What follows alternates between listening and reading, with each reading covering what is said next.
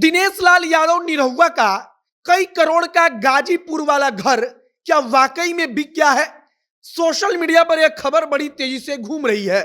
निरहुआ के घर के साथ कई लोग वहां पर जाकर रील्स बनाते हैं, उनके घर के सामने जाकर उनके फैंस वीडियो बनाते हैं। आपने देखा होगा ये आलीशान भवन जिसकी कीमत कई करोड़ रुपए है, और निरहुआ के बारे में कहा जाता है कि जब वो पैसा कमाने लगे थे तब उनका सपना था कि एक आलीशान घर बनवाया जाए, और तब उन्होंने कई करोड़ रुपया लगाकर इस आलीशान घर को बनाया था। अब निरहुआ के घर के बिकने की कहानी कहां से शुरू हुई, कहां तक अब पहुंच गई है और कैसे यह फैली, यह पूरी खबर आपको हम आगे बताएंगे।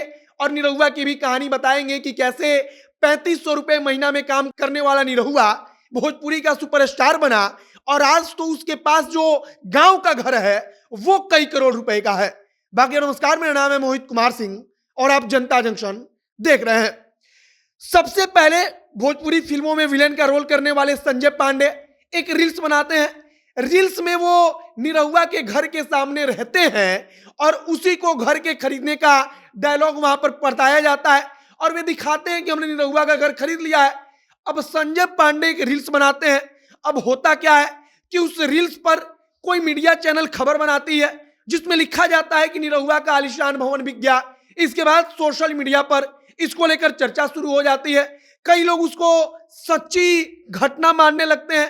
लोगों को लगता है कि वाकई में निरहुआ का जो आलीशान भवन था गाजीपुर का, जिसकी कीमत कई करोड़ रुपए है, वो आलीशान भवन उनका बिक गया। तो सवाल भी मन में आता है कि आखिरकार निरहुआ की ऐसी कौन सी परिस्थिति आ गई कि निरहुआ ने अपना सपना ही बेच दिया।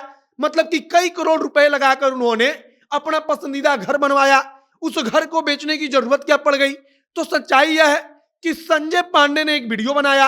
वीडियो के कैप्शन में उन्होंने लिखा कि निरहुआ का जो घर है उसको हमने खरीद लिया है। उनका यह कैप्शन मजाकिया लहजे में था। अब इस पर कुछ मीडिया चैनल वालों ने न्यूज बनाया। अब न्यूज के हेडलाइन में जो घर को बिकने की बात थी उसके ऊपर फोकस किया गया, उसके ऊपर जोर दिया गया, और बस उसी हेडलाइन को सोशल मीडिया पर प्रचारित कर दिया गया। बाकी सच्चाई यह है कि निरहुआ का गाजीपुर वाला आलीशान घर कह लीजिए, या आपका मन हो तो कह लीजिए कि कई करोड़ों का बंगला अभी भी उनके पास है। निरहुआ इसकी कहानी बताते हैं कि हमारा सपना था कि हम इस प्रकार का एक घर बनाएं जिसको लोग देखने के लिए आए।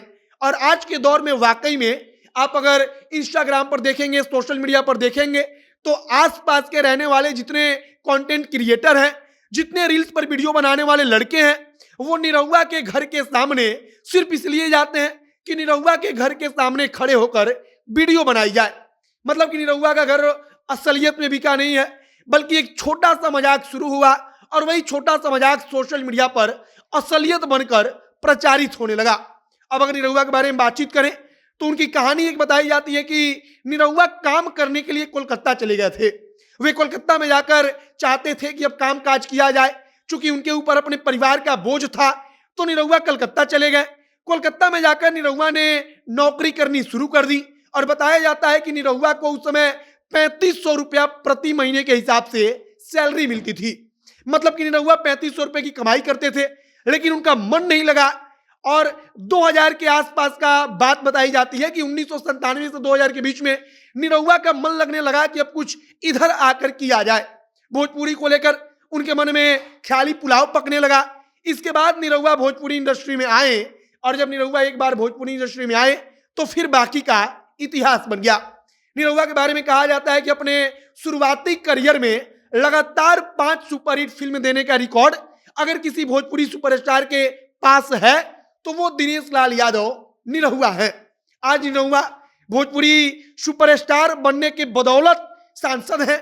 आज सांसद वे हैं आजमगढ़ से, और अब जो उनके आलीशान घर को बिकने की बात चल रही थी वो कह लीजिए कि एक मजाक से शुरू हुआ, और सोशल मीडिया का जमाना है तो उसी मजाक को कुछ लोग सच्चाई मान बैठे, और धीरे धीरे यह बात प्रचारित होने लगी।